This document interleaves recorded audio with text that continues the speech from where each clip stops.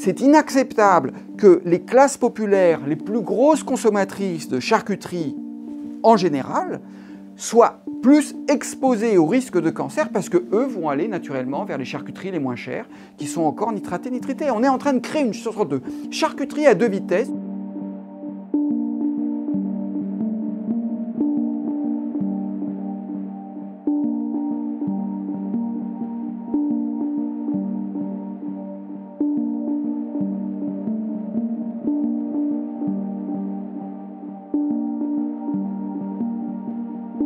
Les nitrites, c'est le nitrite de sodium et le nitrate de potassium qu'on ajoute dans les jambons, dans les saucisses, les saucissons, dans une quantité de charcuterie, de produits de viande transformée, et qui donnent naissance à des composés qui sont cancérogènes. C'est les autorités sanitaires qui reconnaissent qu'il y a un risque de cancer qui est associé à la charcuterie nitrée.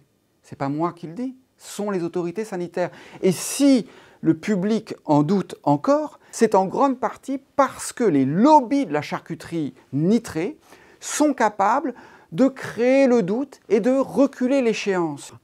C'est pour ça qu'on se retrouve aujourd'hui dans les supermarchés avec deux gammes. Une gamme nitritée, une gamme non nitritée. À partir du moment où les charcutiers industriels montrent qu'ils savent faire des charcuteries sans nitrite, à partir du moment où les agences européennes, françaises, les agences de santé reconnaissent qu'il y a un risque spécifique de cancer lié à l'usage des additifs nitrés, il faut maintenant que le gouvernement prenne ses responsabilités et interdise ces additifs, au moins protège les femmes enceintes, protège les enfants, protège les personnes âgées, protège les personnes qui mangent des charcuteries et qui n'ont pas de raison d'être exposées à des risques inutiles d'avoir un cancer du côlon.